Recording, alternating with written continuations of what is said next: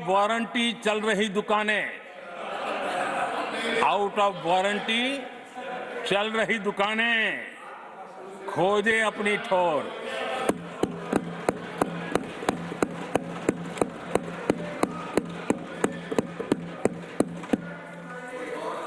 आदरणीय सभापति जी, किस प्रकार से देश में निराशा फैलाने का प्रयास, मैं ये तो समझता हूं, जो लोग इतनी निराशा की गर्त में डूब चुके हैं, वैसे निराशा फैलाने का उनका सामर्थ्य भी बचा नहीं है, वो भी सामर्थ्य नहीं बचा। आशा का तो संचार कर ही नहीं सकते, जो खुद निराशा में डूबे उनसे आशा है। लेकिन देश में हर जगह जहां बैठो वहां निराशा निराशा निराशा फैलाने का जो खेल चल रहा है और सच्चाई को नकार करके हो रहा है, वो न खुद का भला कर पाएंगे न देश का भला कर पाएंगे। आदरणीय सभापति जी, हर बार एक ही गाना गाया जाता है, समाज के कुछ वर्गों को भड़काने के लिए बिना हकीकतों को ऐसे वाक्य बोल दिए जाते हैं। मैं जरा देश के सामने कुछ हकीकतें बोलना चाहता हूं और मुझे विश्वास है मीडिया इस ऐसे विषयों पर जरा डिबेट कर ले ताकि पता चले। आदरणीय सभापति जी, यहां पर सरकारी कंपनियों को लेकर हम पर भांति भांति के आरोप लगे। क्या क्या आरोप लगाए जा रहे हैं, सिर पैर माथा कुछ नहीं, बस लगाते चलो। अब देखिए, देश को याद है मारुति के शेयर का क्या खेल चल रहा था। उस जमाने में हेडलाइन बना करती थी, मारुति शेयर का क्या चल रहा था। मैं उसकी गहराई में नहीं जाना चाहता, वरना उनको वहां तक पहुंचेगा कि शायद यहाँ पर करंट लग जाएगा, इसलिए मैं वहां तक जाना नहीं चाहता। आदरणीय सभापति जी, आदरणीय सभापति जी, देश को जानना जरूरी है। आदरणीय सभापति जी, मैं तो आजाद भारत में पैदा हुआ हूं, मेरे विचार भी आजाद हैं और मेरे सपने भी आजाद हैं। तो गुलामी की मानसिकता को जीने वाले हैं, उसके बाद और कोई चीजें नहीं है, वही पुराने कागज लेकर के घूमते रहते हैं। आदरणीय सभापति जी, कांग्रेस ने कहा कि हमने पीएसयू बेच दिए, पीएसयू डुबो दिए, बाती बाती की बातें यहां सुन और वरिष्ठ लोगों के मुंह से सुन रहा था। याद कीजिए, बीएसएनएल, एमटीएनएल को बर्बाद करने वाले कौन थे? वो कौन सा कालखंड था जब बीएसएनएल, एमटीएनएल बर्बाद हो चुके? जरा याद कीजिए, एचएएल, उसकी दुर्दशा क्या करके रखी थी, बर्बादी। और जाकर के गेट पर भाषण देकर के 2019 का चुनाव लड़ने का एजेंडा तय होता था एचएएल के नाम पर।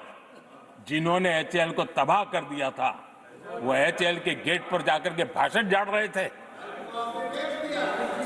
आदरणीय सभापति जी, एयर इंडिया को किसने तबाह कर दिया, किसने बर्बाद कर दिया? ये हालत कौन लाया था? कांग्रेस पार्टी और यूपीए। ये 10 साल की उनकी बर्बादी से मुंह नहीं मोड़ सकते।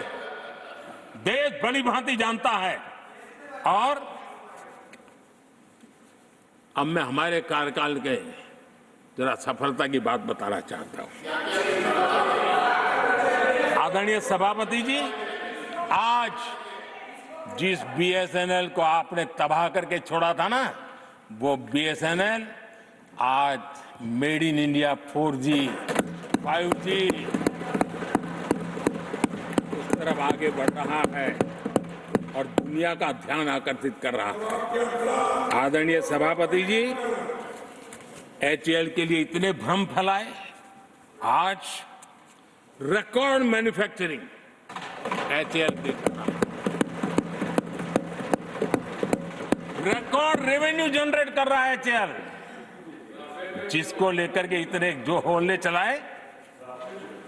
और कर्नाटका में एशिया की सबसे बड़ी हेलीकॉप्टर बनाने वाली कंपनी HAL बन गई। कहां छोड़ा था, कहां जाके लगाया, हमने पहुंचाया। आदरणीय सभापति जी, एक कमांडो जहां नहीं है, LIC को लेकर भी पता नहीं कैसे कैसे बड़े विद्वत्तापूर्ण बयान देते थे। LIC का ऐसा हो गया, LIC का वैसा हो गया, LIC का यूं हो गया। जितनी गलत बातें LIC को लिए बोलनी चाहिए बोली, और तरीका यही है, किसी को बर्बाद करने अफवाह फैलाओ, झूठ फैलाओ, भ्रम फैलाओ। और टेक्निक वही है, गांवों में किसी का बड़ा बंगलो हो, लेने का मन करता हो, लेकिन हाथ ना लगता हो, तो फिर हवा फैला देते, ये भूतिया बंगला है, यहां जो जाता है ऐसी हवा फैला देते, कोई लेता नहीं, फिर पैदा करके लपक लेते। LIC क्या चलाया।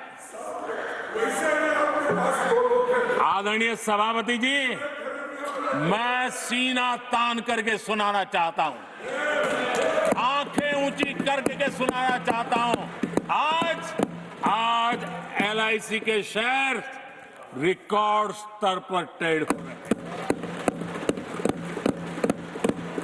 क्यों?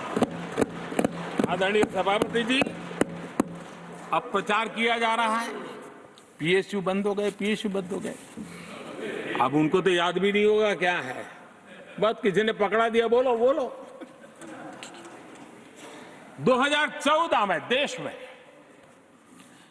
234 PSU थे, 234 2000 उनके UPA के 10 साल के कालखंड में। अब 14 में जब उन्होंने छोड़ा, 234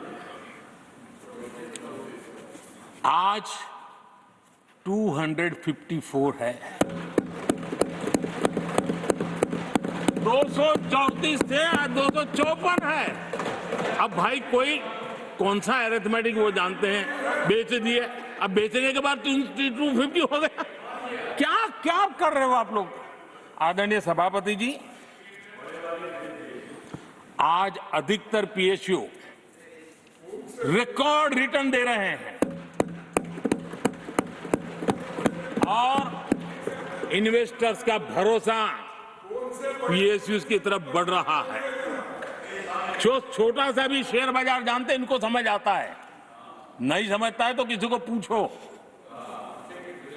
आप सभापति जी देखिए, BSE PSU इंडेक्स में बीते 1 वर्ष के दौरान लगभग 2 गुनी उछाल हुई है।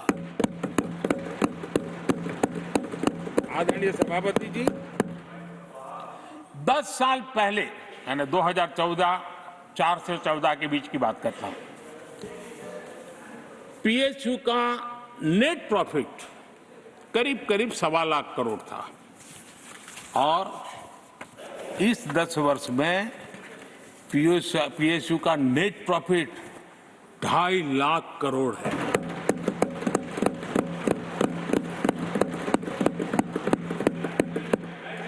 दस वर्ष में,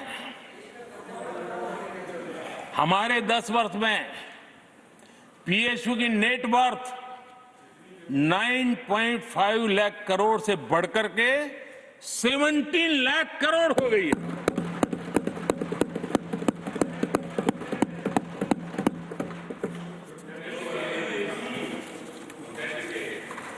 आदरणीय सभापति जी,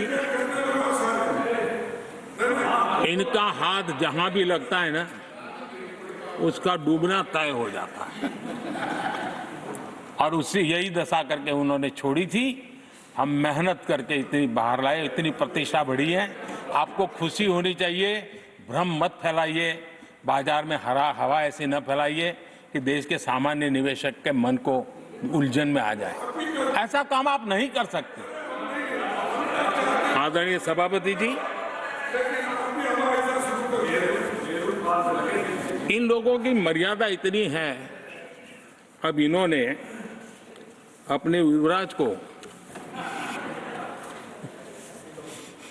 को एक स्टार्टअप बना करके दिया है। अभी वो नॉन स्टार्टर है।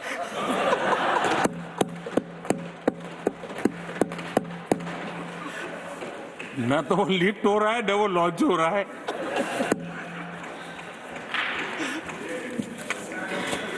आदरणीय सभापति जी,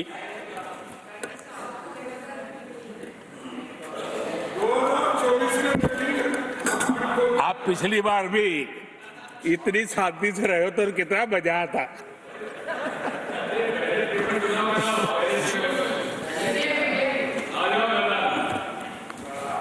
आदरणीय राष्ट्रपति जी, आदरणीय सभापति जी,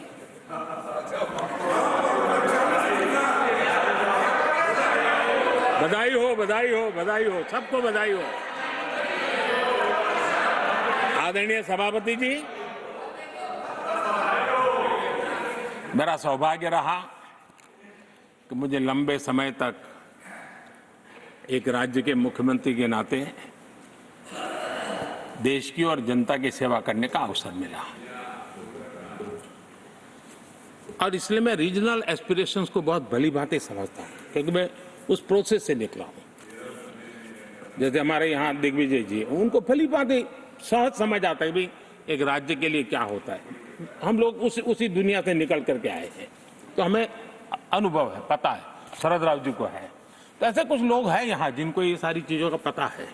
देवगौड़ा साहब है, तो इन लोगों के इन सारी चीजों का पता है, तो हम इसका महात्मा समझते हैं। हमें कोई किताबों में नहीं पढ़ना पड़ता है, हम अनुभव कर करके आए हैं। और ये भी सच्चाई है साहब, 10 साल यूपीए की पूरी शक्ति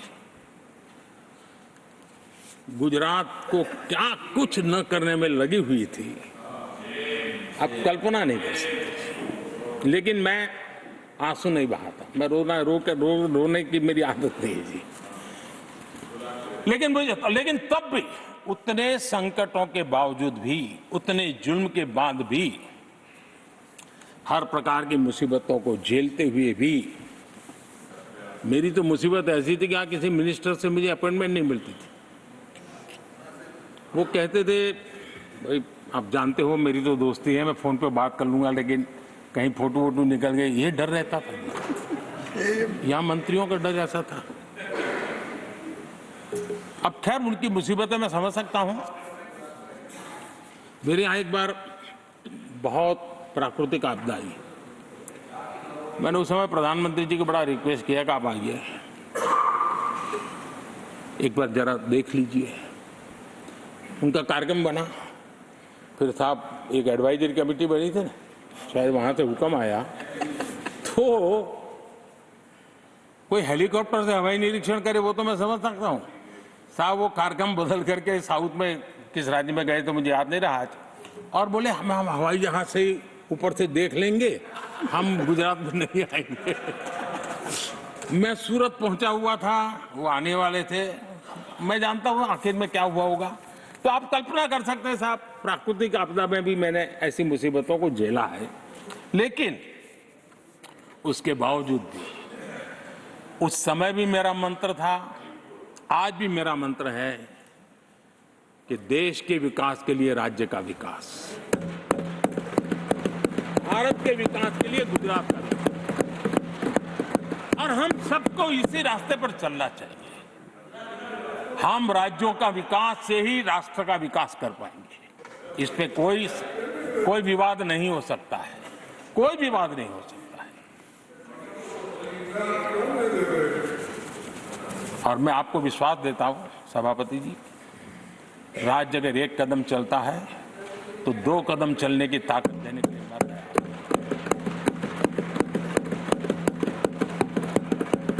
हूं। कोऑपरेटिव फेडरलिज्म क्या होता है, और मैंने तो हमेशा कहा कॉम्पिटिटिव कोऑपरेटिव फेडरलिज्म। आज देश को जरूरत है कॉम्पिटिटिव कोऑपरेटिव फेडरलिज्म। हमारे राज्यों के बीच में तंदुरुस्त स्पर्धा हो ताकि हम तेजी से देश में आगे बढ़े। एक सकारात्मक सोच के साथ हमको चलने की जरूरत है। और मैं ये राज्य में था तब भी इसी विचारों को लेकर के काम करता था, इसलिए चुपचाप सहता भी था। आदरणीय सभापति जी,